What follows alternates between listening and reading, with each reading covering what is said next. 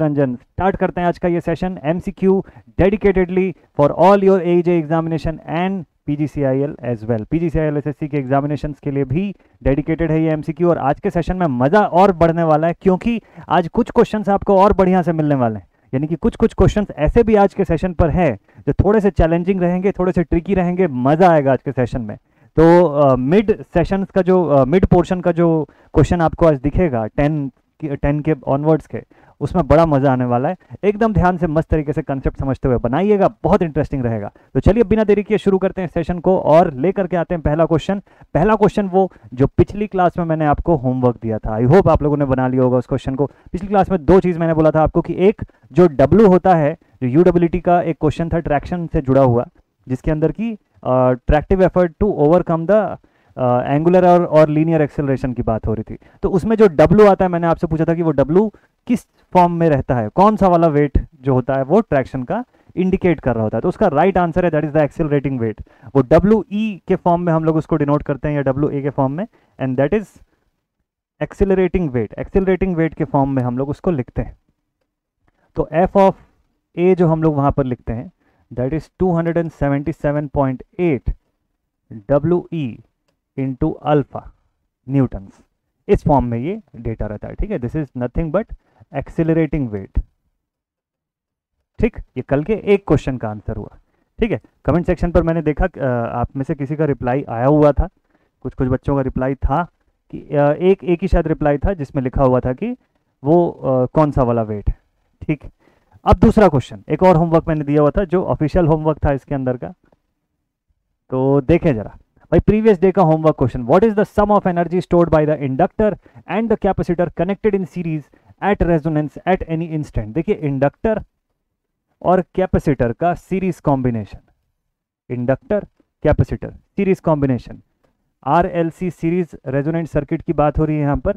और इसके केस में आपको sum of energy stored by inductor and capacitor की बात कर रहा है। एक जो है वो इलेक्ट्रोस्टैटिक फॉर्म में एनर्जी का स्टोरेज कर रहा है और दूसरा जो है वो मैग्नेटिक फॉर्म में एनर्जी का स्टोरेज कर रहा है। इसका ओवरऑल एक्सप्रेशन जो है वो वही एक्सप्रेशन निकल के आता है जो इंडक्टर का एक्सप्रेशन रहता है, मतलब half L I square. Without any doubt आप इसका एक्सप्रेशन सीधे सीधे यहाँ पर कोट कर सकते हैं, ठीक है, बिना किसी डाउट के। तो L I square by 2, this is the right answer of this question. एकदम सीधा सीधा क्वेश्चन था, इसीलिए मैंने इसको होमवर्क में छोड़ा था कि आप डायरेक्टली इसको बता सकते हैं, ठीक है। चलिए अब आज के सेशन का क्वेश्चन शुरू करते हैं। पॉइंट मार्क्स अपने जरूर से देखिएगा और कितनी देर में आपसे सवाल बन रहा है ये भी देखिएगा। आज के चैलेंजिंग क्वेश्चन आप बना पाए या नहीं बना पाए ये जरूर से चेक करिएगा, ठीक है। चलिए मैं आपको बताऊंगा जब बड़े क्वेश्चन आएंगे आपके लिए, तो ठीक। फर्स्ट क्वेश्चन लेकर के आते हैं बिना देरी के। तो पहला वाला जो क्वेश्चन है, फर्स्ट क्वेश्चन, इसमें लिखा हुआ है to double the resonant frequency of an LC circuit with a fixed value of L capacitance must be. LC circuit है, ठीक। होपफुली मैं ये मान के चल रहा हूं कि सीरीज एलसी सर्किट है और उसका रेजोनेंट फ्रीक्वेंसी को डबल, भाई सीरीज हो चाहे पैरेलल हो, रेजोनेंट फ्रीक्वेंसी का एक्सप्रेशन तो सेम ही होता है, ठीक है। तो वो उसमें दिया हो या ना दिया हो, हम सीरीज माने या पैरेलल माने उससे कोई फर्क नहीं पड़ता, इट इज ऑल सेम, अगर बात रेजोनेंट फ्रीक्वेंसी कैलकुलेट करने की हो रही है तो, ठीक है। चलिए अब क्या बोलता है इसमें कि फिक्स्ड वैल्यू ऑफ एल है। भाई मेरे पास फॉर्मूला है, मेरे पास एक्सप्रेशन है, F naught is equal to 1/2 pi under root L C, ठीक। बेसिक एक्सप्रेशन बोथ दोनों ही केसेस के लिए लागू होता है, सीरीज पैरेलल के लिए। तो बोलता है कि अगर एल की वैल्यू फिक्स है तो बताइए रेजोनेंट फ्रीक्वेंसी को डबल करने के लिए सी की वैल्यू क्या रखनी पड़ेगी। रेजोनेंट फ्रीक्वेंसी को डबल करने के लिए सी की वैल्यू क्या रखनी पड़ेगी। सी की वैल्यू 1/4 कर दीजिए। इसमें से जब ये बाहर निकलेगा तो ये 2 टाइम्स इंक्रीज होकर के निकलेगा और ये ऊपर चला जाएगा। तो एफ नॉट न्यू जो है वो कितना आ जाएगा, 2/2 pi under root L C. तो 2 गुना हो गई ना फ्रीक्वेंसी। अरे भाई देखिए यहाँ पर 2 multiplied with 1/2 pi under root L C हो गया 2 times f naught new, 2 times हो गया आपके प्रीवियस वाले रेजोनेंट फ्रीक्वेंसी का। This is what we want, यही चाहिए था इस क्वेश्चन में। तो मतलब आपको सी की वैल्यू को 1/4 रिड्यूस करना पड़ेगा, 1/4, 1/4 रिड्यूस्ड बाई 1/4, ठीक। बना लेंगे इसको, चाहे तो वैल्यू डाल के देख सकते हैं आप। एल की वैल्यू रख लीजिए। चलिए इसी को मैं थोड़ा सा और डिटेल में सॉल्व करवा देता हूँ। वैसे आंसर आ चुका है इस क्वेश्चन का, तो आप देख लीजिए। अगर सपोज कर लीजिए कि एफ नॉट में निकाल रहा हूँ, मैं मान लेता हूँ कि एल की वैल्यू 2 है, सी की वैल्यू भी 2 है। एफ नॉट निकालूंगा कैसे हो जाएगा, 1/2 पाई, एकदम तुरंत के तुरंत आपको बताता हूँ, ठीक है, जल्दी से देखिएगा। तो एफ नॉट की वैल्यू ये कितना हो जाएगा, 2 to the 4, 2 बाहर निकल के आ गया, 1/4 पाई, 1/4 0.25, पाई, तो 0.07 समथिंग समथिंग कुछ आएगा, 0.07 के आसपास आएगा, ठीक है, 0.079 वगैरह आ रहा होगा ऐसा लगता है मुझे।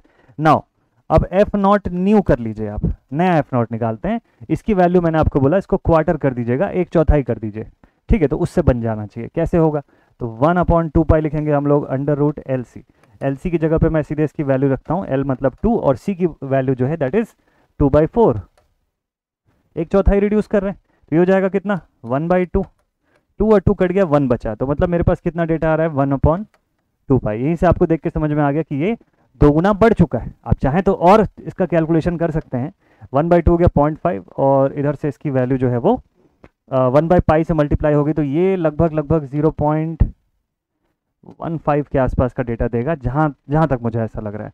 तो इसका आप डबल करेंगे 7, हाँ ठीक है, इसका 2 टाइम्स कर देंगे आप, 7 2 14 हो जाता है, 7 9 भी है साथ में, तो ये 15 के आसपास का डेटा आपको देगा। तो यहाँ से भी प्रूव हो रहा है, हालांकि इसकी जरूरत थी नहीं, ठीक है, इतने एक्सप्लेनेशन की जरूरत नहीं थी, आपको डायरेक्टली यहाँ से मिल गया इसका आंसर। चलिए तुरंत नेक्स्ट क्वेश्चन पर चलते हैं। ये सवाल ज़्यादा देर का नहीं था, 30 सेकंड्स मैक्स इस क्वेश्चन में लगना था आपको, आपने बना लिया होगा ऐसा मैं मान के चल रहा हूँ। ये वाला सवाल 10 सेकंड के अंदर फटाफट से आंसर बताइए। Kirchhoff's laws are valid for, Kirchhoff law किसके लिए वैलिड है, both linear and distributed network. भैया देखिए डिस्ट्रीब्यूटेड नेटवर्क के ऊपर ना केवीएल केसीएल लगता है, ना किसी भी टाइप का थ्योरम लगता है, खाली लम्प्ड नेटवर्क पे लगता है ये सब थ्योरम। तो जहां जहां डिस्ट्रीब्यूटेड दिख रहा है कट कर दीजिए उस ऑप्शन को, ये सब बेकार है।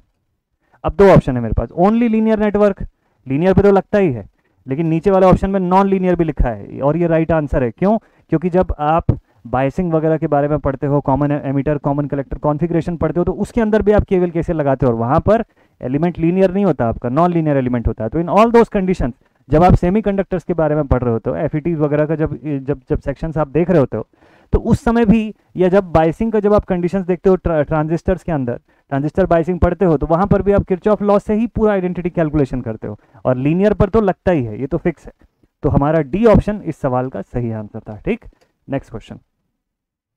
चलिए अगला सवाल लिखा हुआ, according to the fuse law the current carrying capacity varies as, current carrying capacity एकदम सीधे सीधे फॉर्मूला से बनने वाला क्वेश्चन है। देखिए तुरंत के तुरंत एकदम ऐसे 10 सेकंड के अंदर अंदर इस क्वेश्चन को हम लोग सॉल्व करेंगे। कैसे, मैक्सिमम 10 सेकंड, वैसे तो देख के आप इसका आंसर कर सकते हो, बट ठीक है।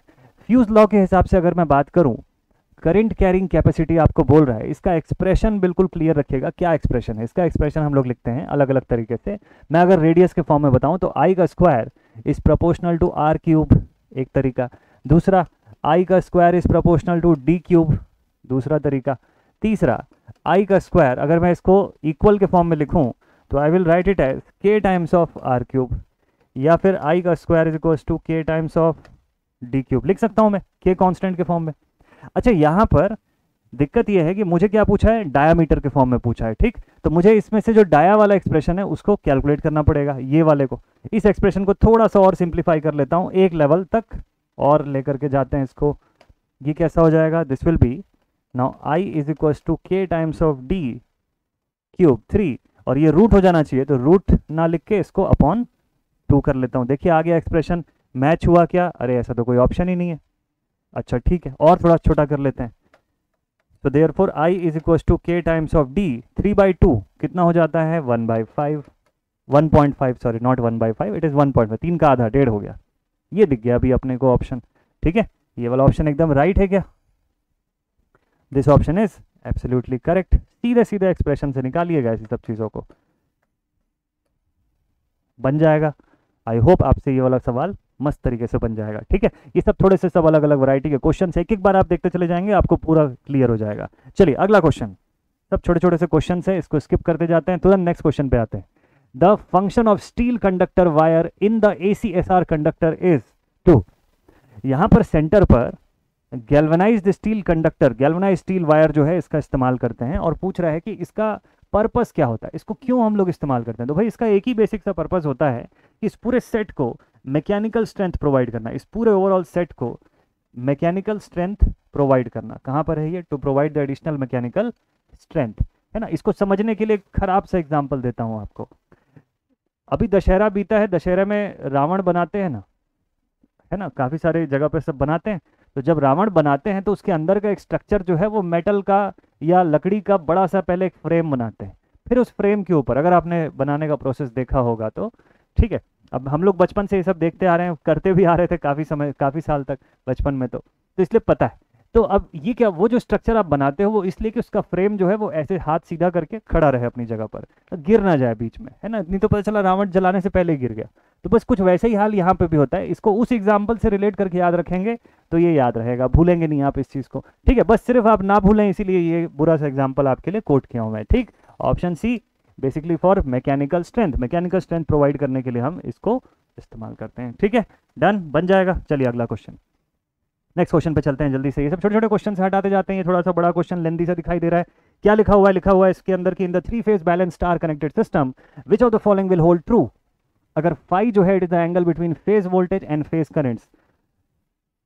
3 फेज, उसके अंदर का फेजर डायग्राम जो कि दिवाली की रंगोली बनता है जिसके अंदर, बहुत अच्छे से करके रखिएगा, एकदम प्रॉपर से माइंड में क्लियर रखिएगा आप, तो आपसे ऐसे वाले क्वेश्चंस में कोई गलती नहीं होगी। चलिए मैं आपको शॉर्ट में एकदम जल्दी जल्दी से बना करके बताता हूँ, ठीक है। इसको हटाता हूँ।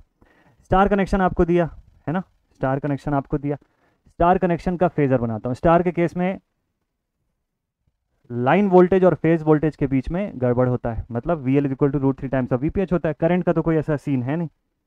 तो अगर मैं सभी फेज वोल्टेजेस को ट्रेस कर लूँ, दैट इज VNR 120 डिग्री पीछे, VNY 120 डिग्री पीछे, VNB लिखूंगा ऐसा। इसको इसके एंटी फेज पर अगर मैं एक्सटेंड कर दूं ऐसे, इसके अपोजिट फेज पर मैं एक्सटेंड कर देता हूं विथ सेम डायमेंशन, तो अब ये एक्सप्रेशन कैसे हो जाएगा? This will B minus of VNR, this is minus of VNB, और ये हो गया माइनस ऑफ VNY। पूरा का पूरा फेजर एक बार रिवाइज करवा देता हूँ आपको साथ ही साथ, ठीक है। अच्छा, साथ में ये मत भूलेगा कि हमको ओवरऑल क्या लिखना है, एंगल भी लिखना है। टोटल एंगल 120 डिग्री, ये वाला पोर्शन 60 डिग्री, ये वाला पोर्शन 60 डिग्री, ओके। यहाँ से यहाँ तक 120 डिग्री, ये वाला हिस्सा 60 डिग्री, ये वाला हिस्सा 60 डिग्री, ओके, ठीक। टोटल 120 डिग्री, 120, और आधे आधे हिस्सों को 60-60 में डिवाइड कर लेते हैं। यहाँ तक तो ठीक है। अब हम लोग क्या करते हैं इसके बाद, अब हम इसका रिजल्टेंट जो है लाइन वोल्टेज उसको ट्रेस करेंगे। अभी तक क्या मैंने ट्रेस किया? सभी फेज वोल्टेज को ट्रेस किया। चलिए लाइन वोल्टेज ट्रेस करने का तरीका क्या है? तो भाई लाइन वोल्टेज ट्रेस करने के लिए मैं यहाँ से parallelogram law of vector addition apply करने जा रहा हूँ। Parallelogram law of vector addition अगर मैं अप्लाई करूँ तो कुछ ऐसा यहाँ पर बनेगा। R और B के बीच में VBR, Y और R के बीच में VRY, और वैसे ही Y और B के बीच में VYP मिलेगा मुझको, ठीक है। चलिए भाई रिजल्टेंट ट्रेस कर देते हैं। अभी देखते जाइएगा ध्यान से, बहुत आसानी से अपने आप जो क्वेश्चन में पूछा उसका आंसर आपके सामने खुद ही निकल के आएगा। हमको कोई एफर्ट करने की जरूरत नहीं है इसमें। बन गया इसका फेजर, क्या क्या बना, नाम लिखता हूँ इसका मैं। तो इन दोनों के बीच का जो पोटेंशियल मैं लिखूंगा, इसका पोटेंशियल क्या हो जाएगा? VBR line voltage. नाम कुछ भी लिखिए, अगर सिमेट्रिकल फेज है तो सबको VL लिख सकते हो आप, ठीक है। इनके बीच में VRY और यहाँ पर VYB। इनके बनते ही 30-30 डिग्री का डिफरेंस आ गया। जो 60 लिखा है मैंने 30-30 में डिवाइड हुआ, लेकिन एक कहानी बची हुई है यहाँ पे। क्या? देखिए आपको क्वेश्चन में क्या बोला है, phi is the angle between the phase voltage and phase current. Phase voltage और फेज करंट के बीच का एंगल है फाई, ओके, ठीक है। हमको बोलता है, अब यहां देखिए ऑप्शंस में क्या दे रहा है, the angle between line current and corresponding line voltage are in phase, ऐसा पहला ऑप्शन बोल रहा है। दूसरा ऑप्शन बोलता है कि लाइन करंट और करस्पॉन्डिंग लाइन वोल्टेज के बीच 60 डिग्री का डिफरेंस है, यानी कि लीडिंग, ठीक। दूसरा बोलता है कि angle between line current and corresponding line voltage कितना है, 30-5 लैगिंग कंडीशन के लिए। लीडिंग लैगिंग कंडीशन को समझते हुए बनाइएगा, ठीक। चलिए मैं दोनों कंडीशन आपको दिखाता हूं। एक केस बोलता है कि मान लो करंट जो है वो अपने वोल्टेज से लीड कर रही है, ठीक है। जो करंट है वो अपने पोटेंशियल से लीड कर रही है, चलो वो पहले बनाते हैं। तो लीड किधर करेगी? यहां पे अगर इसका फेज वोल्टेज है तो इसकी फेज करंट इससे आगे चलेगी ऐसे। This is for leading condition, ठीक है, this is for leading condition. ध्यान से देखिएगा, एक ही बार में समझ में आ जाएगा आपको, दोबारा देखने की नीड ही नहीं पड़ेगी, ठीक है। ये लीडिंग कंडीशन के लिए क्या लिखूंगा, इसका नाम INR। और हमको स्टार के केस के लिए पता है कि जो फेज करंट होगा वो लाइन करंट के बराबर होगा, अपने रिस्पेक्टिव लाइन करंट के बराबर ही होगा। तो phase current is equal to line current, इसी को मैं IR भी बोल सकता हूं, ओके। इन दोनों के बीच का डिफरेंस कितना? 5 डिग्री। कितना डिफरेंस? 5 डिग्री। ओके ठीक है, बढ़िया। यहां से यहां तक का टोटल जो एंगल है वो कितना है? 30 डिग्री का। और मुझे क्वेश्चन में क्या बोलता है, मुझे जितना भी ऑप्शन दिया हुआ है सब में क्या क्या पूछा है, देखिए, लाइन करंट और करस्पॉन्डिंग लाइन वोल्टेज के बीच का फेज डिफरेंस एंगल। चलो देख लेते हैं ना, लीडिंग कंडीशन के लिए भी देख लेते हैं, लैगिंग कंडीशन के लिए भी देख लेते हैं, दोनों ही बना देता हूं मैं साथ साथ में। दोनों के लिए आप स्टडी कर लो, दोनों का केस आपको तुरंत समझ आ जाएगा। ठीक, चलिए एक इसके बगल में लैगिंग कंडीशन भी आपको दिखाता हूँ। मान लीजिए यही करंट में ऐसे पीछे लैगिंग करता हुआ दिखाऊं, ये कलर शायद दिखेगा नहीं, अच्छे से विजिबल नहीं होगा, है ना। चलिए ये करंट में यहां से लैगिंग करता हुआ भी दिखाता हूं आपको। अगर ये लैग भी करेगा, even in that case, even in that case ये लैग कितने डिग्री से करेगा? फाई से करेगा। नाम इसका वही रहेगा, I N R equal to I R बोल सकता हूं मैं। तो एक केस मैंने यहां पर बना दिया आपके लिए, कौन सा? Lagging condition. दूसरा केस मैंने आपके लिए ये वाला बना दिया, लीडिंग कंडीशन। सारे ऑप्शंस हैं आपके पास, आपको एग्जाम में इतना सब ड्रॉ नहीं करना है, अभी पढ़ रहे हैं इसलिए कंसेप्ट के लिए मैं आपके लिए बना दिया हूं। ठीक है, चलिए देखते हैं। तो अगर ये करंट अगर लीड करेगी तो उस कंडीशन में जो फेज डिफरेंस एंगल होगा, देखिए लीडिंग का मैं फेज डिफरेंस एंगल बता देता हूं सीधे सीधे, थोड़ा सा मैं और जूम कर देता हूं आप लोग के लिए, इजी हो जाएगा इसको समझना। ये देखिए, ध्यान से देखिएगा, एकदम बहुत आसान है, बाकी पूरे फेजर को छोड़िए, केवल इतना हिस्सा देखिए, तुरंत समझ आएगा। तो देखिए अगर मैं लीडिंग कंडीशन बताऊं,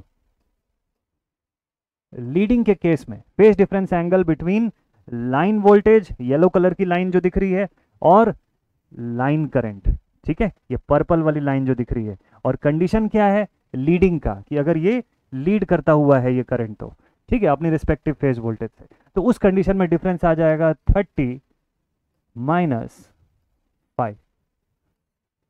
ठीक है, कितना आ जाना चाहिए टोटल? 30 माइनस 5। ओके, चलिए दूसरा, अगर लैगिंग का केस हुआ, अगर मुझे लैगिंग करंट का केस देखना है, इससे पीछे चलती हुई करंट, तो फेज डिफरेंस कितना आ जाना चाहिए? 30 प्लस 5, इन दोनों के बीच का डिफरेंस। सिचुएशन मिल गई ना हमको। 60 कहीं पे भी नहीं आ रहा है, 60 वाला ऑप्शन गलत है। चलिए इधर चलते हैं, देखिए तो 60 डिस्कार्ड कर दो, ए ऑप्शन को डिस्कार्ड कर दो आप, सेम फेज में है नहीं। अब क्या दिख गया आपको? लैगिंग के केस में बोलता है 30 माइनस 5, चलो चेक करते हैं। लैगिंग के केस में तो 30 प्लस 5 होगा, 30 माइनस 5 तो लीडिंग के कंडीशन में आ रहा है, तो मतलब ये सी ऑप्शन भी गलत है। The angle between the line current and the corresponding line voltage is 30 plus 5 for lagging, ये सही लग रहा है मुझे। देखिए लैगिंग कंडीशन 30 प्लस 5, ऑप्शन देखने से पहले ही हम लोग इस ग्राफ से देख के बना चुके थे। क्लियर है सभी को? आई होप आप सबको एकदम मस्त से क्लियर हो गया होगा। अगर ये क्लियर है तो चलिए नेक्स्ट क्वेश्चन पर चलते हैं। This is the right answer, option D एकदम क्रिस्टल क्लियर होना चाहिए आप सभी को, तब पढ़ने में मजा आएगा।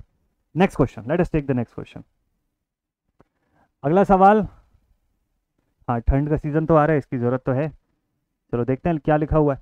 How many calories of heat are developed if a wire is said to have a resistance of 1 ohms and when a current of 1 ampere flows through it for 1 second. कितना कैलोरी का हीट जो है वो develop होगा अगर एक wire के बारे में जो बताया हुआ है ये है। बहुत ईजी सा, सिंपल सा, डायरेक्ट सा क्वेश्चन है। ठीक, चलो बनाते हैं यहीं के यहीं। हमको पता है हीट का डिसिपेशन लिखते हैं हम लोग आई स्क्वायर आर टी के हिसाब से। ठीक, हमको सब डेटा तो 1111 दिया हुआ है, तो हीट भी कितना आएगा? 1 जूल्स का आएगा। ठीक, लेकिन मुझे जूल्स में पूछा ही नहीं है, मुझे तो ये कैलोरीज में पूछ रहा है, आंसर भी कैलोरी में दिया। ठीक है ना, तो कोई दिक्कत नहीं है। 1/4.18 से मैं डिवाइड कर दूंगा, that is equal to dash calories. तो 1/4 हो गया कितना? 0.25, और 0.25 से थोड़ा और नीचे, 0.25 से थोड़ा और नीचे, तो ये दिख तो रहा है बी ऑप्शन, 0.24 अंदाजे से। तो मेरे अकॉर्डिंग ऑप्शन बी जो है this should be the right answer. ठीक है, हो गया, क्लियर है, डायरेक्ट है यार, सीधे सीधे बिना कोई कंफ्यूजन के। चलिए नेक्स्ट क्वेश्चन लेते हैं। अगला सवाल, स्पीड अप करते हैं एकदम मस्त तरीके से, जब बड़े क्वेश्चन आएंगे वहां रुकेंगे थोड़ा सा। What happens to the capacitance with the increase in the area of plate, thickness of dielectric and relative permittivity of the dielectric respectively. 3 चीज पूछा आपको, 3 चीज के लिए पूछा है। क्या बोलता है? कैपेसिटेंस के क्या होगा अगर इंक्रीज हो रहा है? क्या इंक्रीज हो रहा है? Area of plate, thickness of dielectric, relative permittivity of dielectric. ये 3 कंडीशंस के लिए पूछा है। ठीक है, जल्दी से फॉर्मूला लिखिएगा, epsilon A by D, C is equal to epsilon A by D. ठीक, अब जो केस दिया उसको फिट कर लेते हैं यहाँ पे। तो पहला केस बोलता है, फर्स्ट सीक्वेंस याद रखिएगा, इंक्रीज हो रहा है एरिया, अगर एरिया प्लेट एरिया इंक्रीज होता है तो कैपेसिटेंस बढ़ेगा, तो फर्स्ट केस में क्या लिखूंगा मैं, इंक्रीज होगा। सेकंड केस में बोलता है थिकनेस ऑफ डाइलेक्ट्रिक इंक्रीज हो रहा है, डाइलेक्ट्रिक की थिकनेस बढ़ रही है, मतलब प्लेट के बीच का जो गैप है यानी डी की वैल्यू जो है वो इंक्रीज हो रही है, तो मतलब सेकंड केस में क्या होगा, कैपेसिटेंस डिक्रीज हो जाएगा। थर्ड केस में बोलता है रिलेटिव परमिटिविटी, भाई permittivity eta is equal to epsilon naught epsilon R absolute multiplied with the relative, तो रिलेटिव परमिटिविटी अगर बढ़ रही है तो एप्सिलॉन बढ़ जाएगा टोटल, और एप्सिलॉन के बढ़ने से कैपेसिटेंस भी बढ़ेगा, तो मतलब फिर से इंक्रीज होगा। तो इंक्रीज डिक्रीज इंक्रीज, तीन option, increase decrease decrease, increase decrease, अरे पहला ही ऑप्शन था ये तो, है ना, this is the right answer. Clear है, कोई डाउट नहीं। चलिए नेक्स्ट क्वेश्चन लेते हैं, छोटे छोटे क्वेश्चंस को बहुत ज्यादा डिस्कस करने की नीड नहीं है, फटाफट अगले क्वेश्चन पे चलते हैं। लिखा हुआ है the wire is made of manganin and is drawn out to 3 times its original length, by how many times will the resistance increase. एकदम इजी बना चुके हैं ऐसा वाला क्वेश्चन। मैंगनीन है तो इसकी जो पीटीसी है, एनटीसी वाला जो केस हम लोग बोलते हैं, टेम्परेचर कोफिशिएंट में जो चेंजेस वाला जो केस है वो नहीं होगा, बस इतना ही है, यही डिफरेंस है इसके अंदर, और क्या होगा। और बाकी तो वही सेम क्वेश्चन है। कैसे सॉल्व करेंगे भाई, R2 is equal to N square R1 से सॉल्व कर दीजिए ना, बात खत्म हो जाएगी सीधे सीधे। आपको बोलता है कि उसकी लेंथ को 3 गुना इंक्रीज कर रहे हैं, भाई वॉल्यूम कांस्टेंट ले लीजिए, बात ही खत्म। वॉल्यूम अगर कांस्टेंट लेंगे तो आपका R जो है प्रोपोर्शनल टू L स्क्वायर हो जाएगा, ठीक है, L का स्क्वायर से प्रोपोर्शनल टू L मत करिएगा, गड़बड़ हो जाएगा, आपका आंसर 3 आ जाएगा, नहीं तो कि 3 गुना बढ़ा रहे हैं तो रेजिस्टेंस 3 times इंक्रीज होगा, नहीं, बेसिकली रेजिस्टेंस जो है अगर इसको 3 गुना बढ़ा रहे हैं तो रेजिस्टेंस 9 times इंक्रीज होगा रेजिस्टेंस। अच्छा ऑप्शन तो देखे ही नहीं, चलो इसका ऑप्शन निकाल लेते हैं, क्या क्या है, सारा ऑप्शन है, 3 भी दिया हुआ है ना, बट हमको पता है कि इसका राइट आंसर जो है वो 9 है, बिना कंफ्यूजन के एक ही लाइन में आप बता चुके हो इसका आंसर। चलिए नेक्स्ट क्वेश्चन, अगला सवाल अगला सवाल अगला सवाल, अरे ये बढ़िया सा क्वेश्चन है, इसको मस्त से सॉल्व करिएगा, ये अच्छा क्वेश्चन है ये।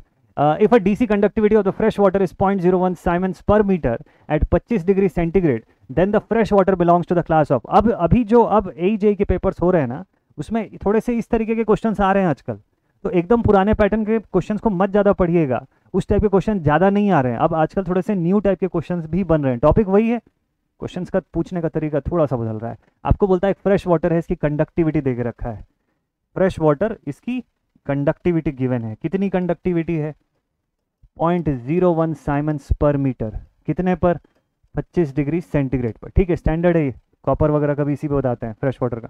तो अब बताओ कि वो फ्रेश वाटर किस क्लास को बिलोंग करता है, कौन सी कैटेगरी में आएगा वो फ्रेश वाटर। क्या वो फ्रेश वाटर सेमीकंडक्टर का बिहेवियर शो करेगा, या वो फ्रेश वाटर जो है वो इंसुलेटर का बिहेवियर शो करेगा, है ना, इनमें से कौन सी कैटेगरी में आएगा वो जो फ्रेश वाटर रहेगा। अब जरा सोच के बताइए तो फ्रेश वाटर किस कैटेगरी का होगा यहाँ पर।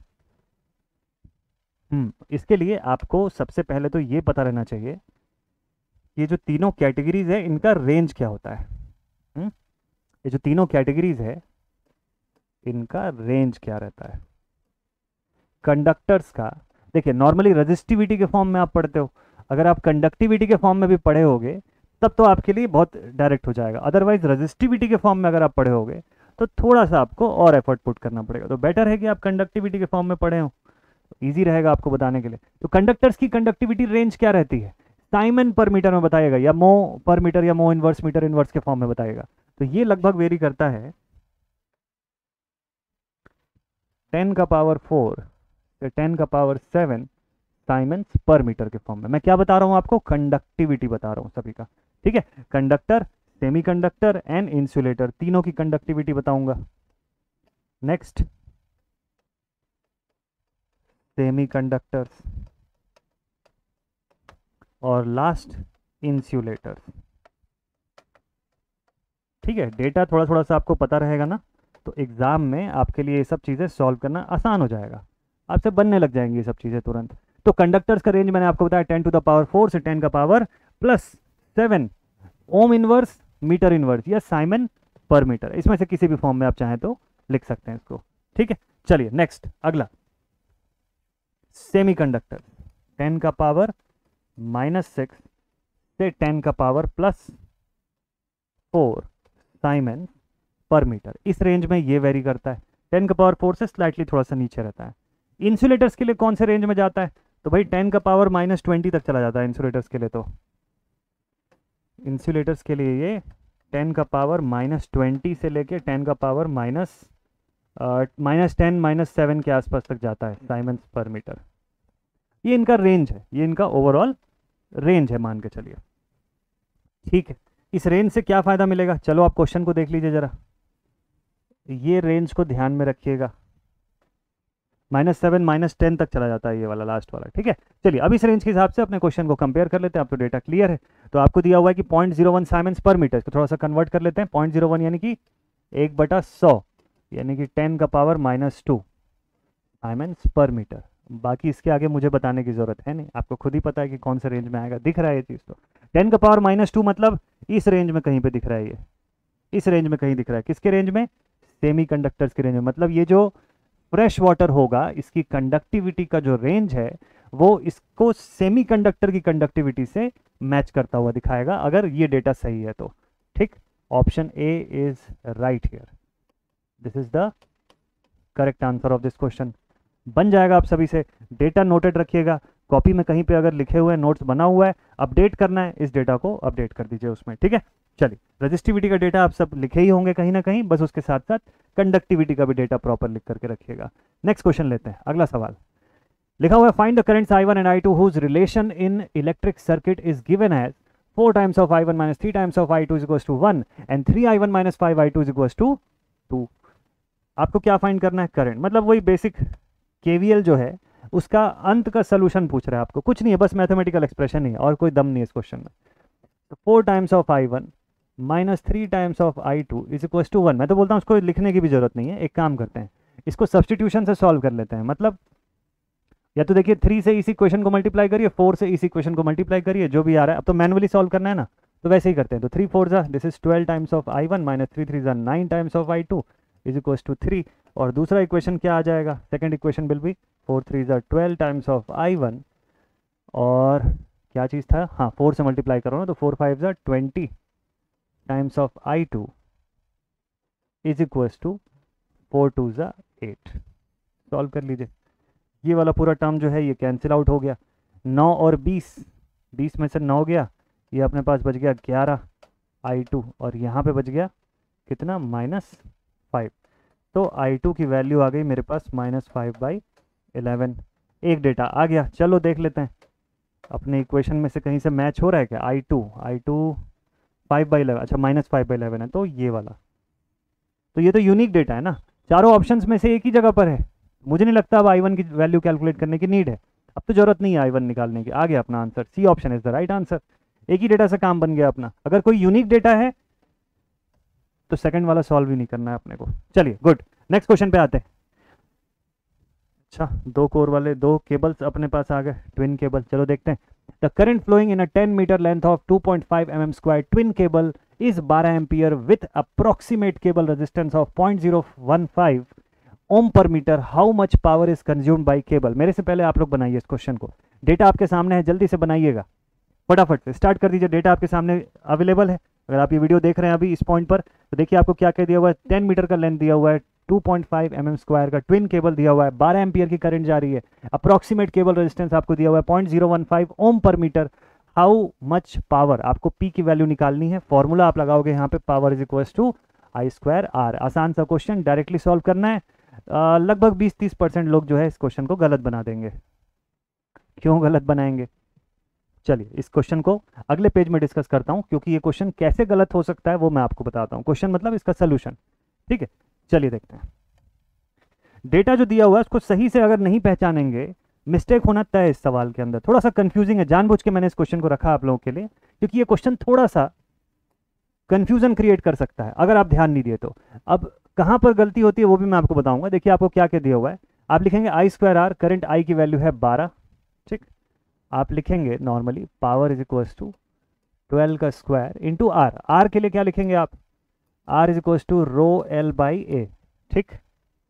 अब गलती से बाय मिस्टेक रो की जगह पे अगर आपने ये वैल्यू रख दिया, अभी तक आप लोग सॉल्व कर रहे हैं, तो हो सकता है कि आप में से 10 में से 1 या 2 लोग जो हैं वो ऐसा कर दें, है ना। और अगर वो ऐसा कर देते हैं तो गलत हो जाएगा आपका क्वेश्चन।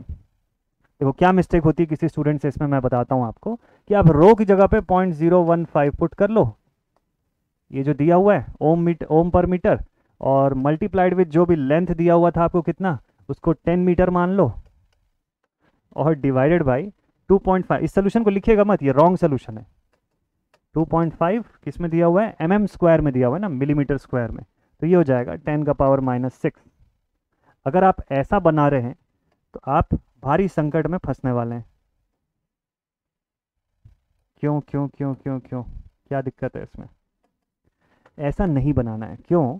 कारण क्या है, ये पॉइंट गलत है। इसमें गलती कहाँ है पता है, this is the mistake point. आपने यहाँ पे इसको रो समझा, लेकिन अगर आप यूनिट को ध्यान देते तो आप रो कभी नहीं समझते इसको। आई होप कि आप लोग ऐसा ट्रैप में नहीं फंसे होंगे।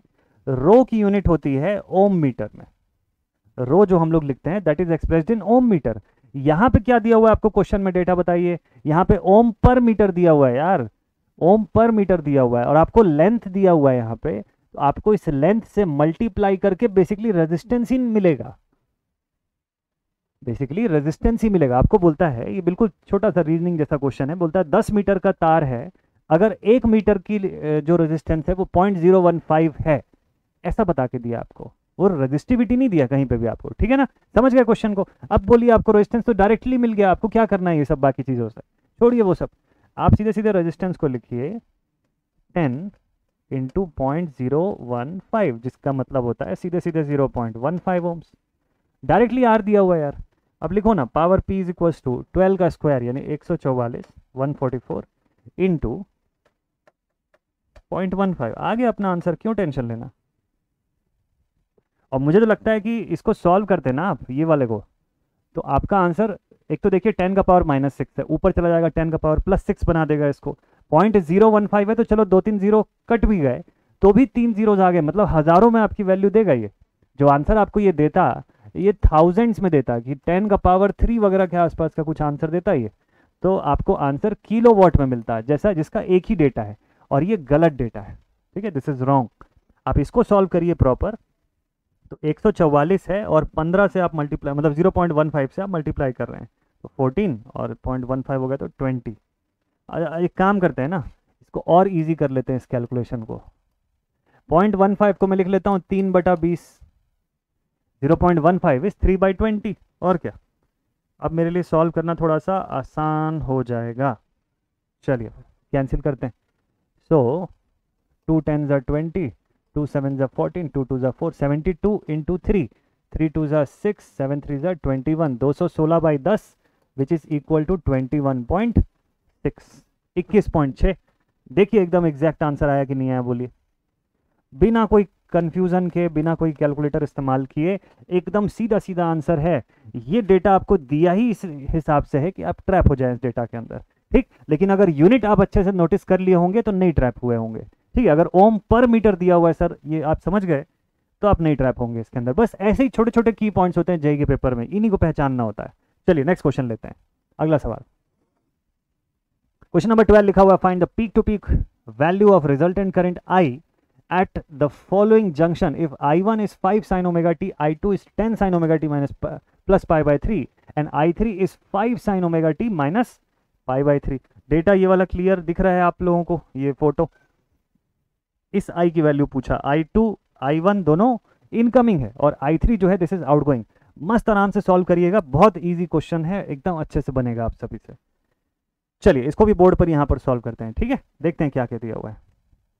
देखिए हम लोग अगर अपने KCL के हिसाब से, जंक्शन रूल के हिसाब से अगर देखें, तो I should be equal to I1 plus I2 minus I3। पहले तो वही लिख लेता हूँ, I1 plus I2 minus I3, ये करके निकलेगा। वैल्यू लिख लीजिए सभी की, और एक काम करते हैं, सभी की वैल्यू को देखिए, सबका जो रेफरेंस पॉइंट है वो ओमेगा टी ही है ना, जो रेफरेंस है वो ओमेगा टी पर है। ओमेगा टी से कोई 60 डिग्री ऊपर चल रहा है, कोई 60 डिग्री नीचे चल रहा है, कोई 0 पर है, रेफरेंस पर है, ठीक? तो ये अगर अपना रेफरेंस सेम है तो मैं इसको पोलार में एक्सप्रेस कर सकता हूँ। चलो पोलार में ही लिखता हूँ मैं इसको। तो फर्स्ट वाला लिखूंगा मैं, I1 is 5 at an angle 0 degree plus I2 कितना है, 10 at an angle plus 60 degree. ये कितना है भाई, 10 at an angle plus 60 degree, ठीक है? और माइनस I3 करना है, यहाँ से माइनस I3 करना है मुझको, तो मैं लिखूंगा माइनस ऑफ I3 कितना है, 5 at an angle minus pi/3 यानी कि 60 डिग्री।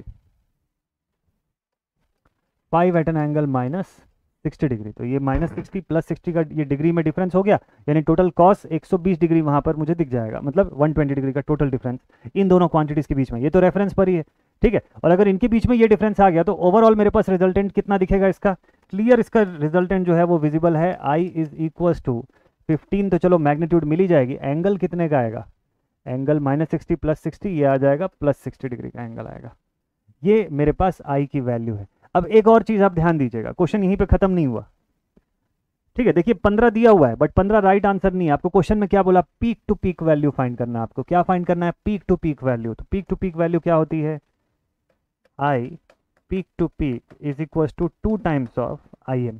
और देखिए मैंने इतने देर तक IM ही लिखा है, ये सब पीक करंट है, ठीक है। इसी का बस मुझे 2 टाइम्स करना है, तो मतलब 15 IM आ गया मेरा, इसको मैं मल्टीप्लाई किया, 30 एम्पियर इज माई आंसर। ये नहीं दिया हुआ है, फेज एंगल नहीं दिया हुआ है, तो मैं भी नहीं यूज़ करूंगा इसको, मैं सीधे सीधे 30 को टिक कर दूंगा यहाँ से आंसर, ठीक है ना। बन जाएगा ऐसा क्वेश्चन, डेटा दिया हुआ है, आपको KCL का थोड़ा सा इस्तेमाल करना है और उसके बाद फिर प्रॉपर इसको सिंप्लीफाई करते हुए इस डेटा तक पहुँचना है, ठीक। अब यहाँ पे फेजर कैलकुलेशन में गलती मत करिएगा, अदर देन दैट सब एकदम बढ़िया है, ठीक है। आसान से आसान तरीके से बनाएंगे हम लोग क्वेश्चन को, जितना ईजीएस्ट एज पॉसिबल उस तरीके से बनाएंगे, ठीक है। ये एक बढ़िया सा क्वेश्चन है, ये आपके लिए चैलेंज वाला क्वेश्चन है, बढ़िया से देख करके बनाएगा। देखते हैं इस क्वेश्चन का मेरे बताने से पहले कितने लोग सॉल्व करके आंसर कर पाते हैं, ठीक। देखते हैं क्या क्वेश्चन है ये। इस टाइप के क्वेश्चंस को आप SSC JEE पेपर 2 के लिए भी रिकमेंडेड मान सकते हैं। Also good for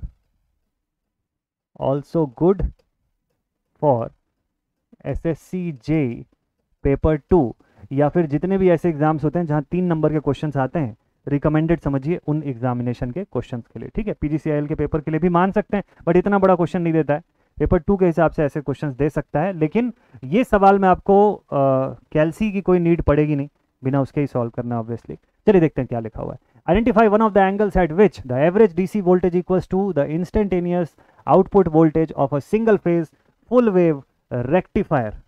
single phase full wave rectified output होना चाहिए, ठीक है। यहाँ पर ये रेक्टिफाइड आउटपुट दिया हुआ है हमको, इधर क्या लिखा हुआ है, VDC लिखा हुआ है इस पॉइंट पर, यहाँ लिखा है VM V0 और यहाँ पर ओमेगा T। ये रेक्टिफायर फुल वेव रेक्टिफायर का आउटपुट दिखा रहा है मुझको, ठीक है। और चलिए इससे आउटपुट में क्या फाइंड करने बोला मुझको, वो भी जरा मैं देख लूँ। इस क्वेश्चन को लेकर के चलते हैं बोर्ड पर, आराम से आपको मैं बताता हूँ। देखिए बहुत ईजी क्वेश्चन है, इसमें परेशान नहीं होना है। इसका लैंग्वेज एक बार अच्छे से आप समझ गए तो आप पूरा क्वेश्चन बना लेंगे, कंफ्यूज नहीं होना है इस क्वेश्चन में, ठीक है। चलिए देखते हैं। ऐसे क्वेश्चंस अगर आप डील कर रहे हैं ना, तो एक अच्छे लेवल पे आप प्रिपेयर्ड रहेंगे एग्जामिनेशन के लिए। आप छोटे छोटे इजी क्वेश्चंस बनाते जाएंगे तो ऐसा क्वेश्चन दिखेगा तो जरूर, थ्योरेटिकल क्वेश्चन, लेकिन क्या होगा, उससे कट ऑफ नहीं क्लियर होगा, उससे 50 60 70 नंबर तक तो स्कोर हो जाता है। उसके ऊपर का खेल जो है ना, वो ऐसे क्वेश्चन बिगाड़ते हैं, तो ये डिफरेंस पैदा करते हैं। देखिए बल्क में आपके पास आसान क्वेश्चन आता है, 1 लाइनर टाइप के क्वेश्चन आते हैं, थ्योरेटिकल क्वेश्चन खूब सारे सब दिखाई देंगे, वो आप भी बना रहे हो और आपके पैरेलल में बैठा हुआ दूसरा बच्चा भी बना ही रहा है, उससे भी सभी से बन रहा है वो सब क्वेश्चन। जो डिफरेंस पैदा करता है वो ऐसे ही सब क्वेश्चन को डील करने से डिफरेंस क्रिएट होता है, ठीक है। तो आपको छोड़ना नहीं है ऐसे सब क्वेश्चन को, सब बनाना है, अब बनेगा आपसे, देखिए बहुत आसानी से बनेगा। क्वेश्चन में दिया हुआ है आपको कोई भी एक ऐसा एंगल पता लगाने बोल रहा है जहां पे एवरेज DC वोल्टेज जो है वो इंस्टेंटेनियस आउटपुट वोल्टेज के बराबर हो जाता है। तो चलिए एवरेज DC मेरे पास कितना निकल के आएगा, V average is equal to 2 times of VM by pi. अभी ये सब आंसर को छोड़ दीजिए, ठीक है। अल्फा के फॉर्म में लिख रहे हैं एंगल को, मैं भी एंगल को अल्फा के फॉर्म में ही रिप्रेजेंट करूंगा यहाँ पे, ठीक। चलिए भाई गुड। ये एवरेज की वैल्यू, इंस्टेंटेनियस की वैल्यू कितनी होती है, तो V is equal to VM sine omega T। This is my instantaneous, ये एवरेज है, ये इंस्टेंटेनियस है। यहाँ तक तो आपको पॉइंट क्लियर ना, एकदम स्टेप बाय स्टेप देखते जाइए, बहुत आसान है, यहाँ तक पॉइंट क्लियर। अब आपको बोलता है कोई ऐसा टाइम इंस्टेंट या ऐसा कोई एंगल बताइए जिसपे ये दोनों एक दूसरे के इक्वल हो जाएं, तो मैं इक्वल कर देता हूँ इन दोनों को। तो as per the question I will say कि चलो एक काम करते हैं, दोनों को इक्वेट कर देते हैं। So 2 times of VM upon pi should be equal to VM sine omega T। तो मैं अब इसको ओमेगा T नहीं लिखूंगा क्योंकि मेरे आंसर्स में सब अल्फा लिख के दिया है, तो मैं भी इसको अल्फा के फॉर्म में रिप्रेजेंट करूंगा, ठीक। तो मैं यहाँ से ओमेगा T मिटाने जा रहा हूँ। अब आपको क्लियर रहेगा ना कि अल्फा क्यों लिखा मैंने, पहले हटा देता तो थोड़ा सा डाउट आता था, चलिए तो इसको मैं अल्फा के फॉर्म में रिप्रेजेंट करता हूँ। Done.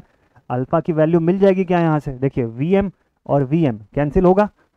Now I can say alpha is equals to sine inverse 2/पाई। यहाँ तक आप सब मेरे साथ बने हुए हैं, समझ आ रहा है सभी को अच्छे से? ठीक। अल्फा की वैल्यू साइन इनवर्स 2/पाई आ गई मेरे पास। चलो देखते हैं आंसर में कहीं आया क्या साइन इनवर्स 2/पाई। अच्छा, अरे नीचे भी दिया हुआ है, यहाँ भी है, यहाँ भी है, ये तो सभी जगह है। अब कैसे आंसर करें? तो मतलब इससे तो डिफरेंस पैदा नहीं होगा, आंसर के कुछ हिस्से तक पहुंच गए, बट अभी एक और चीज़ चाहिए हमको। ये पाई/2 ये सब कहाँ से आ रहा है, इसको कैसे निकालें हम लोग? चलिए, अगर साइन की आइडेंटिटी आपको पता है तो इसी का खेल है पूरा का पूरा। यहाँ पे एकदम बढ़िया सा गेम है यहाँ पे जो चल रहा है, इसी को आपको समझना है।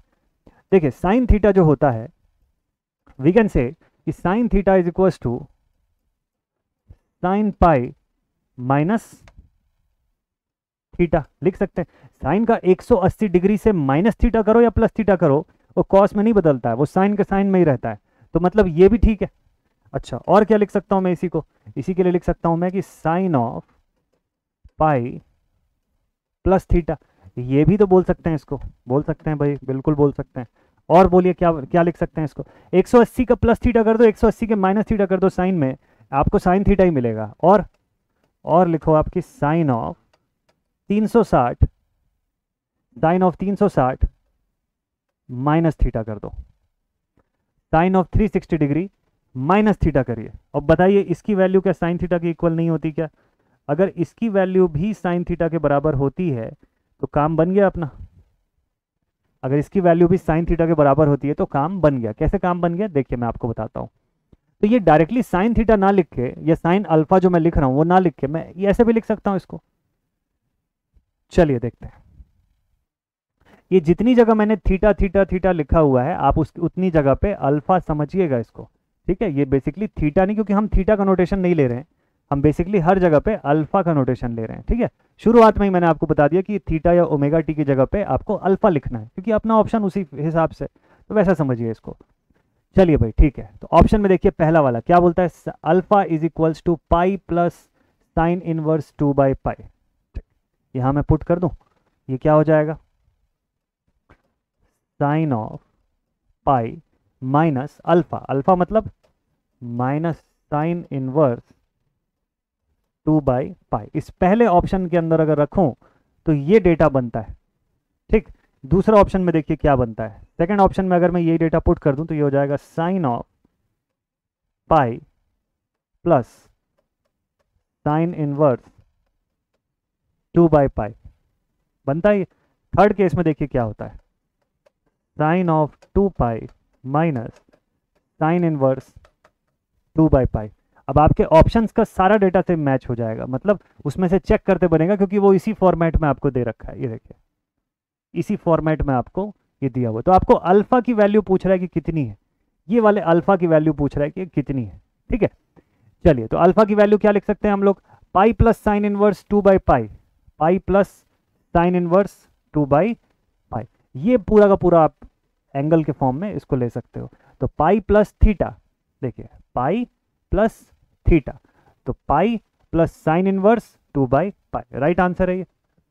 देखिए पहला ही ऑप्शन मुझे दिख गया, बाकी के ऑप्शंस क्यों गलत है ये देखिए सीधे ही दिख गया आपको, पाई प्लस साइन इनवर्स 2/पाई करेक्ट आंसर। अच्छा, बाकी ऑप्शंस में क्या प्रॉब्लम है, देखिए यहाँ पे बोलता है पाई/2, अल्फा का मतलब पाई/2 प्लस साइन इनवर्स 2/पाई, ये पूरा मेरा अल्फा है ना, इस पूरे को यहाँ पर मैं उस हिसाब से ले रहा हूँ। तो और ये थीटा की जगह पे मैं इस वैल्यू को पुट कर रहा हूँ, तो ये दिक्कत आ रही है यहाँ पर। क्या दिक्कत आ रही है कि पाई/2 तो है ही नहीं, 90 डिग्री से अगर मैं इक्वेट कर दूंगा तो कोसाइन में कन्वर्ट हो जाएगा, उस साइन के फॉर्म में रहेगा ही नहीं। तो ये वाला डेटा गलत है, ये वाला डेटा गलत है, 3 पाई/2 भी गलत है, 2 पाई अगर होता तो सही हो जाता।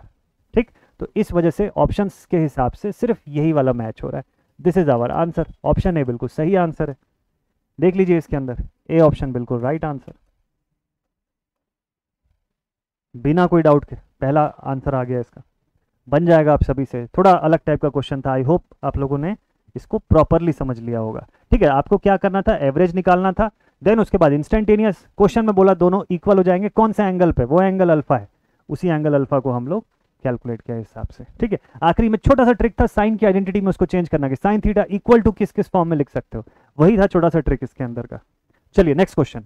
तो ऐसे बड़े क्वेश्चंस आपसे बनने चाहिए, छोटे क्वेश्चंस तो कोई भी बना लेगा, छोटे क्वेश्चंस हर किसी से बन जाएंगे यार, कोई बड़ी बात नहीं है, कोई हर बंदा बना रहा है छोटे क्वेश्चंस पेपर में। ये सारे जो क्वेश्चंस है ना, ये डिफरेंस क्रिएट करेंगे, क्योंकि नॉर्मली कोई बंदा जो है जैसे छोटे छोटे क्वेश्चंस लगा के जाएगा, वो छोड़ देगा पेपर में, वो बोलेगा इसको स्किप करते हैं, I am a smart man, I will skip the question. But वो स्किप द क्वेश्चन जो है, कितने स्किप करोगे, 4-5 क्वेश्चन स्किप कर दोगे तो कट ऑफ से ही, मतलब कंपटीशन ही अलग लेवल पे चल रहा है, ठीक है। हमको एकदम बढ़िया से पढ़ना है सारी चीज़ें, फिर वहाँ पर टाइम मैनेजमेंट और अवेलेबल स्कोर के हिसाब से आपके पास चॉइस रहेगा ना, कि चाहो तो छोड़ दो, अदरवाइज बन तो रहा ही है। ऐसा नहीं होना चाहिए कि बन ही नहीं रहा है। चलिए ये क्वेश्चन को लगाइए जल्दी से। 3 अनबैलेंस सप्लाई वोल्टेज दिया हुआ है 3 फेज सर्किट का, अनबैलेंस सप्लाई, ठीक है, ध्यान रखिएगा, अनबैलेंस सप्लाई वोल्टेज है, आपको वी ए दे के रखा है 200 sine 100 pi T volts, V B आपको दे रखा है 210 sine 100 pi T minus 108 degree volts, और तीसरा वाला आपको बोलता है वी सी जो है 220 sine 100 pi T minus 234 degree volts.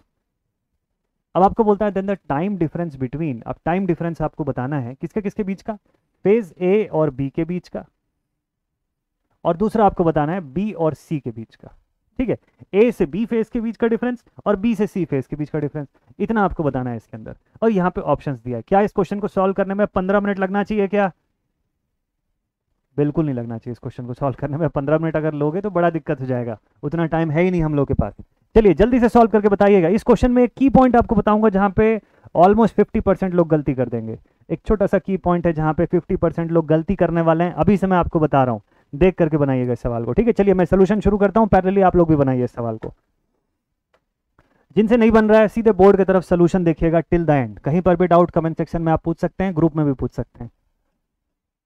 देखिए सोल्यूशन में क्या दिया हुआ है आपको, वी ए, चलिए बार बार नहीं लिखते हैं इसी डेटा को, ये तो अवेलेबल है, मैं आपको सीधे यहां से वेरीफाई करवाता हूं। देखिए मेरे पास जो रेफरेंस है, मुझे क्या पूछा है, टाइम डिफरेंस पूछा है ना। मैं ऐसा मान लेता हूं कि अगर मेरे ये तीनों क्वांटिटीज है, इसको फेजर पे मुझे दिखाना है तो कैसे कुछ दिख रहा होगा, ये फेजर में अगर दिखाना होगा तो कैसे दिख रहा होगा। ये क्वांटिटी रेफरेंस पे है, अगर 100 पाई टी को मैं देखूं तो सब जगह 100 पाई टी है, मतलब this is my reference point, ठीक है। तो पहला वाला क्वांटिटी जो है वी ए यहां पर है, दूसरा वाला कहां पर है, रेफरेंस से माइनस 108, मतलब रेफरेंस से 108 डिग्री पीछे। कितना डिग्री पीछे, चलो 108 मतलब बहुत, इससे भी ज़्यादा 90 से पीछे होता है, यहाँ कहीं पे। This is my V B, ठीक, 180 डिग्री पीछे। और दूसरा वाला, तीसरा वाला जो है वो कहाँ पर है, 234 डिग्री पीछे चल रहा है। ये इन सबके बीच का डिफरेंस है, ठीक है। चलिए अब सबसे पहला काम तो मैं ये करता हूँ कि मैं पहले अभी ये देख लूँ कि टोटल 360 डिग्री का साइकिल कंप्लीट करने में उसको कितना समय लग रहा है। तो मेरे पास ओमेगा की वैल्यू कितनी है, अब देखिएगा इसका ट्रिक क्या है, बहुत सीधा सा डायरेक्ट सा है।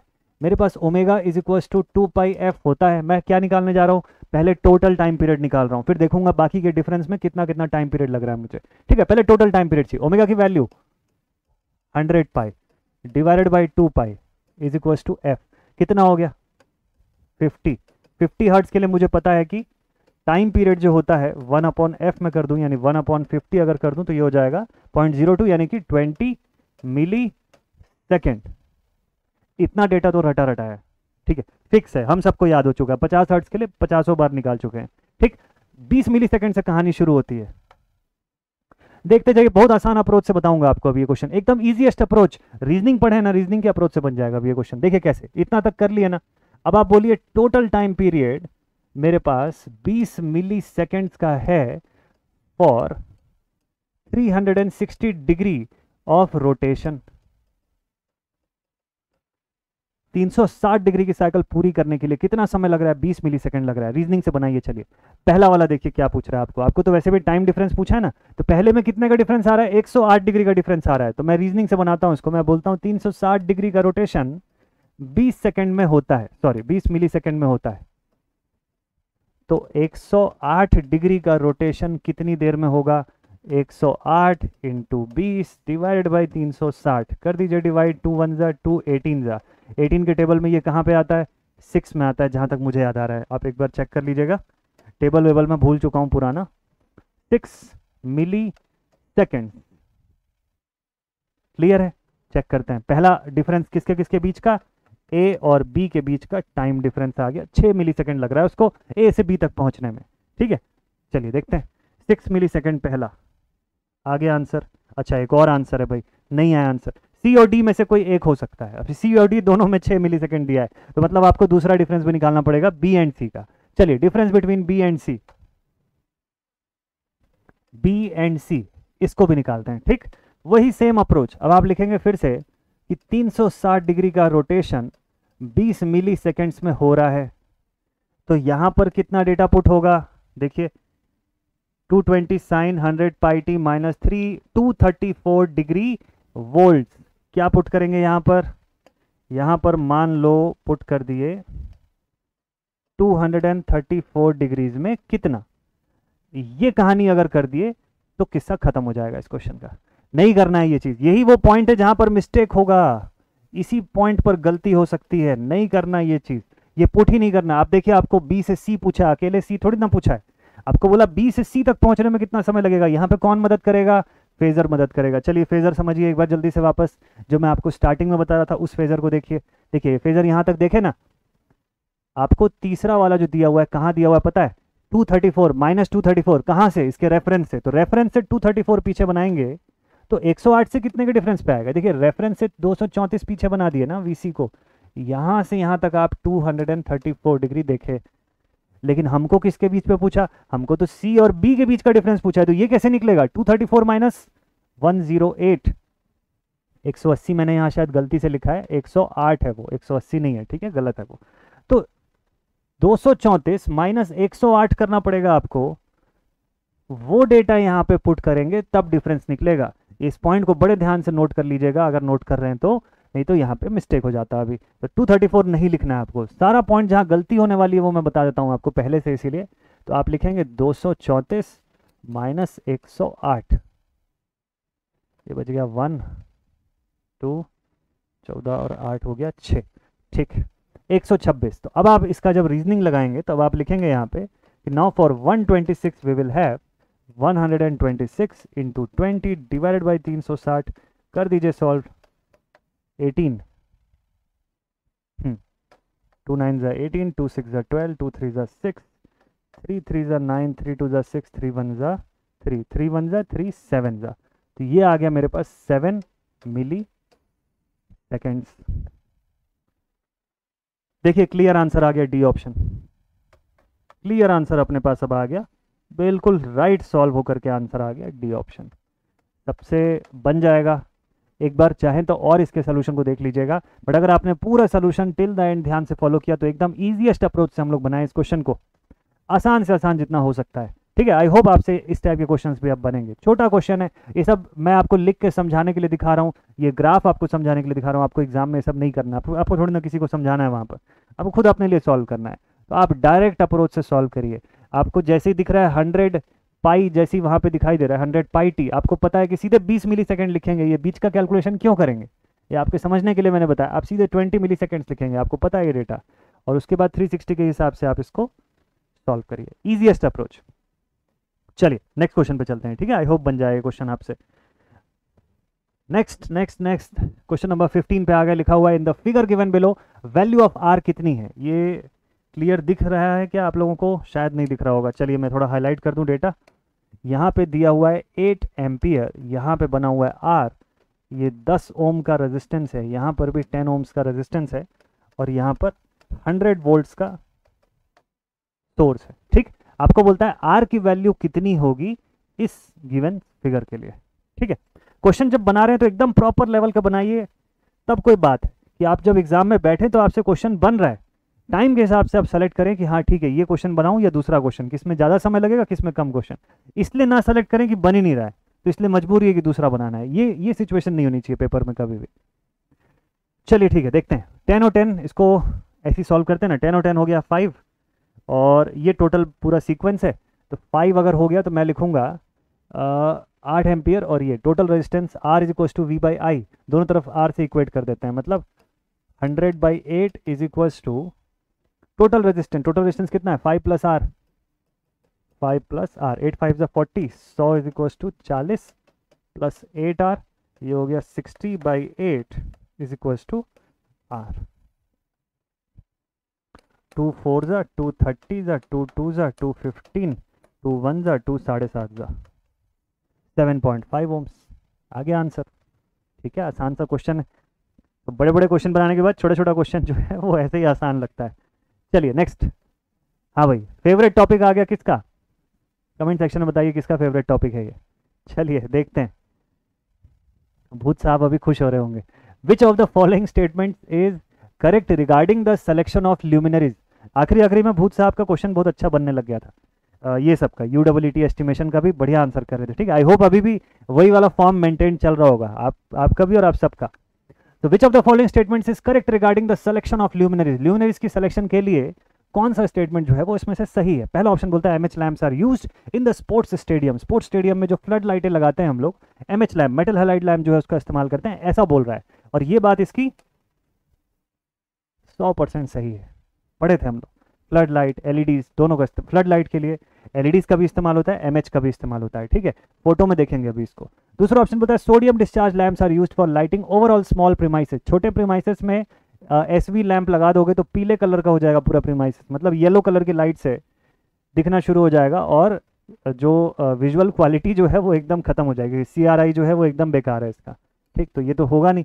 MV lamps are used in reflectors. Reflectors में नहीं यूज होता है एमवी, और ट्यूबुलर फ्लोरेसेंट लैम्प भी नहीं यूज होता है रिफ्लेक्टर्स में, दोनों ही नहीं यूज होते हैं। तो एक ही ऑप्शन सही है मेरे पास, एमएच लैम्प को स्पोर्ट्स स्टेडियम में यूज करते हैं। हाँ बिल्कुल यूज करते हैं, फ्लड लाइटिंग के लिए इनका इस्तेमाल होता है। देखिए इस तरीके से ऐसा दिखाई देता है एक शेल, और ऐसे मल्टीपल शेल्स को मिला के बनता है इस तरीके का flood light. Metal halide lamp जो होता है बहुत अच्छी हाई इंटेंसिटी की रोशनी प्रोवाइड करता है। सीआरआई इसकी बहुत अच्छी होती है, इसका जो लाइफ साइकिल होता है वो भी बहुत बढ़िया होता है दूसरों के कंपैरिजन में, और सीआरआई वाइज बहुत अच्छा रहता है। कलर रेंडरिंग इंडेक्स जो होता है इसका, इट इज ऑल्सो गुड। ठीक है, so this is an example for flood lighting. Sports arena में इसका इस्तेमाल होता है। चलिए, बहुत खूबसूरत सा घर, उसमें एक बढ़िया सी लाइट जल रही है, देखते हैं इससे जुड़ा हुआ क्या पूछ लिया। लिखा हुआ the candle power of a lamp placed normal to the working plane is 40 CP, find the distance if the illumination is 10 lux. जो दिया है उसको फॉर्मूले के हिसाब से पुट करते जाते हैं। ठीक, आपको बोलता है कैंडल पावर सीपी, यानी कि क्या दिया हुआ है, इंटेंसिटी दिया हुआ है आई। आई की वैल्यू कितनी है? आई की वैल्यू दिया हुआ है 40। The candle power of a lamp placed normal to the working plane, अच्छा ये इस तरीके का, ये लैम्प का इज 40 सीपी, 40 सीपी। ठीक है, find the distance if the illumination is 10 lux. अच्छा, तो यहाँ पे इल्यूमिनेशन दे के रखा है तो डिवाइडेड बाई डी का स्क्वायर होता है, तो मैं भी लिख देता हूँ यहाँ पे डिवाइड बाई डी का square is equal to illumination that is 10 lux. ठीक, तो डी कितना आ जाएगा? 10 नीचे आ गया, 4 बना दिया, 2 बना दिया लास्ट में। तो कितने डिस्टेंस पर लगा हुआ है ये, फ्लोर से कितनी ऊंचाई पर लगा हुआ है? तो मुझे इसका क्या बता दिया, मुझे इसका इंटेंसिटी बता दिया कि कैंडल पावर में इस लैम्प की ताकत जो है वो 40 कैंडल पावर की है। ठीक है, 40 कैंडल पावर की इसकी शक्ति है, और ज़मीन पे मुझे जो इल्यूमिनेशन मिल रहा है वो 10 लक्स का मिल रहा है। तो बोलो कितनी ऊंचाई पे लगा हुआ है, यही तो क्वेश्चन था। समझ आ गया, सीधे सीधे डायरेक्ट सॉल्व कर दिया हम लोग इसको। डी स्क्वायर, डी की वैल्यू निकाल लिया 2 metre.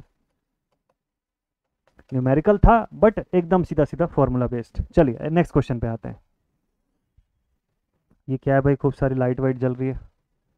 Choose the correct alternative regarding the neon lamp. देखिए ये सब नियॉन लैम्प्स के एग्जांपल हैं। अच्छा, तो इस टाइप का जो ऐसा साइन बोर्ड जो बना होता है ये भी नियॉन लाइट का बना होता है, ऐसा ये डायग्राम दिखाना चाह रहा है।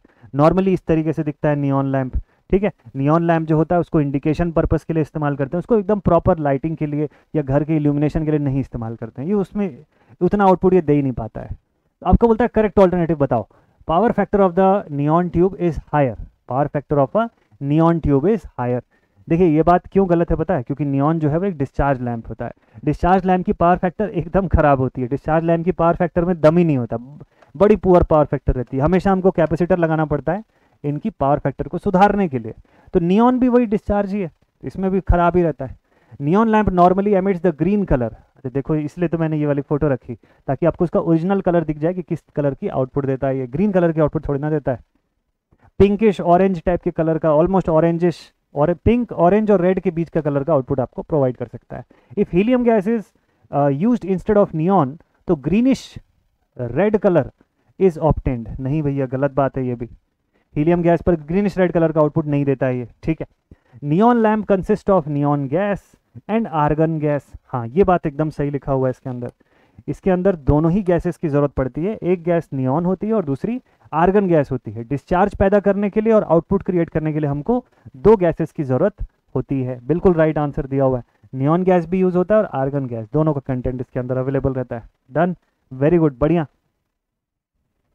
इंडिकेशन पर्पस के लिए, पोलैरिटी चेकिंग के लिए, इस टाइप की चीज़ों के लिए नियॉन लैंप्स का इस्तेमाल होता है। ठीक है, चलिए देखिए क्या क्वेश्चन है। एस्टिमेशन एंड कॉस्टिंग का क्वेश्चन है। ऐसा लग रहा है कि इस बार के एसएससी का क्वेश्चन है ये, इस बार के एग्जामिनेशन में एसएससी के पेपर का किसी एक शिफ्ट का ये सवाल है। शायद 9 या 10 तारीख का क्वेश्चन दिख रहा है, 11 में तो नहीं था इस टाइप का क्वेश्चन। चलो देखते हैं, जब भी था।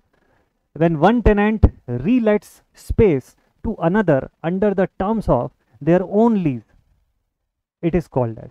इसको क्या बोलते हैं? कंडीशन समझिएगा। अब जैसे सपोज कर लो,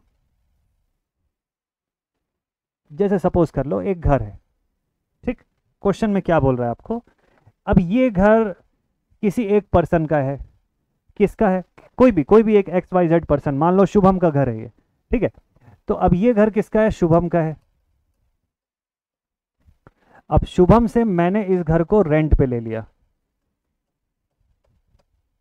ठीक। तो मैं कौन हुआ? मैं हो गया टेनेंट, ठीक है। सवाल आराम से समझिएगा, एकदम आराम से बन जाएगा आपसे। पहले क्वेश्चन समझ गए ना तो इसका आंसर देने में ज़्यादा दिक्कत नहीं जाएगी। तो पहला जो इनके जो किराएदार हुए, पहला जो टेनेंट हुए, वो मैं हो गया। अब शुभम जो है इसने पूरा घर मुझे दे दिया रेंट पे, ठीक। अब वो चला गया, अपने शहर चला गया वापस। तो अब मैं क्या कर रहा हूँ?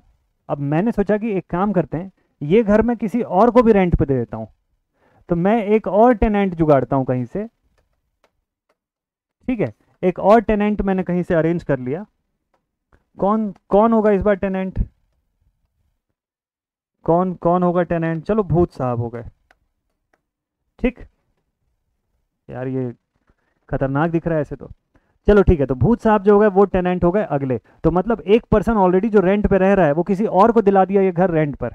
ये सिचुएशन इस क्वेश्चन के अंदर दिया हुआ है। इसको क्या बोलते हैं? इस टाइप की लीज को क्या बोलते हैं? When one tenant relets the space to another under the terms of their own lease. इसका अपना जो लीज था, मतलब इनका अपना जो टर्म्स कंडीशन था लीज का, जो ओनर से जो मिला हुआ था, उसी कंडीशन पर दूसरे बंदे को भी रख दिया, ठीक। तो इसको क्या बोलते हैं? इस कंडीशन को हम लोग बोलते हैं, this situation is known as sub lease.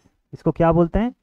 सब लीज बोलते हैं, ठीक है। कि जब एक बंदा जो खुद ही रेंट पे रह रहा है वो अपना ही मतलब उसी प्रॉपर्टी, अपने ओनर की प्रॉपर्टी को किसी और को आगे ट्रांसफर कर दे रेंट पर, उसी लीज को कंटिन्यू करते हुए, तो that is known as sub lease. कि ऑलरेडी उधार की चीज है और उसको किसी और को उधार पे दे दिए, ठीक है, बढ़िया। बिल्डिंग लीज क्या होता है? देखिए, बिल्डिंग लीज का मतलब ये होता है कि अगर आपके पास कोई लैंड है, कोई प्रॉपर्टी है, आप इसके ओनर है, ठीक है, और इस लैंड या प्रॉपर्टी को आपने किसी पर्सन को किराए पर दिया कि आप इसके ऊपर कंस्ट्रक्शन कर लो। कंस्ट्रक्शन कर सकते हो आप इसके ऊपर, आप इसके ऊपर दुकान बना सकते हो, शॉप बना सकते हो, आप इसके ऊपर जो भी चाहिए, कोई मल्टी लेवल कॉम्प्लेक्स बनाना है वो बना सकते हो, बट रहेगा वो ओनर का ही पूरा का पूरा, ठीक है। और एक टर्म के लिए वो लीज पर है।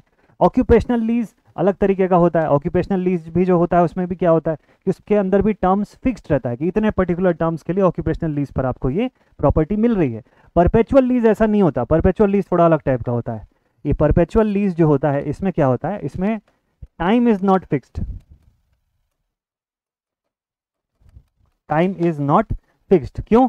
क्योंकि इसमें रिन्यू करवाते जा सकते हो, रिन्यू करवाते रह सकते हो आप, बार बार रिन्यू। जैसे 10 साल के लिए मिला, फिर रिन्यू करवा दिया, और 10 साल का हो गया, फिर रिन्यू करा दिया, और 10 साल का हो गया। ऐसे 100 साल का पूरा लीज पर ले लेकर के आप रिन्यू करा करा के चला सकते हो। That is a perpetual lease. Properties के केस में ये भी होता है, ठीक। ये सारा जो टॉपिक है ये भी आपके एस्टिमेशन कॉस्टिंग में इससे भी क्वेश्चन आता है। लीज, रेंट, है ना, ये एग्रीमेंट्स, इन सब के साथ साथ ही क्वेश्चंस बनते हैं। तो अब ये जो लीज वाला टॉपिक है ये भी पढ़ेंगे हम लोग इसी चैनल पर मस्त तरीके से, यूट्यूब पर ही एकदम प्रॉपर, ठीक है। इसकी भी डेडिकेटेड क्लासेस जो होंगी वो होंगी आपके लिए, और मजा आएगा एकदम। पूरा प्रॉपर सीक्वेंस में बताऊंगा मैं सारी की सारी चीजें, ठीक। तो इस क्वेश्चन का राइट आंसर क्या हो गया? सब लीज। एक पर्सन जो खुद रेंट पे है वो अगर दूसरे को भी रेंट पर दे देता है, वही प्रॉपर्टी को आगे चला दिया रेंट पर, तो दैट बिकम्स अ सब लीज, ठीक। चलिए, आई होप ये क्वेश्चन का जो थीम है वो आप समझ चुके होंगे। अब 20वां सवाल, last question of the day, लिखा हुआ है 3 point lighting is usually employed in the film lighting schemes, which of the following does not form a part of the scheme? 3 point lighting, 3 point lighting. अभी जिस कमरे में मैं अभी खड़ा हूँ और यहाँ जो मेरे ऊपर जो लाइटें पड़ रही है वो यही 3 पॉइंट लाइटिंग, 3 नहीं, यहाँ पर 2 पॉइंट लाइटिंग चल रहा है। बट नॉर्मली जो यूट्यूबर्स होते हैं, जो जो भी ऐसा यूट्यूब के वीडियोस बनाते हैं, वो लोग 90% ऑफ द केसेस में 3 पॉइंट लाइटिंग का इस्तेमाल करते हैं। ठीक, अब ये 3 पॉइंट लाइटिंग होती क्या है?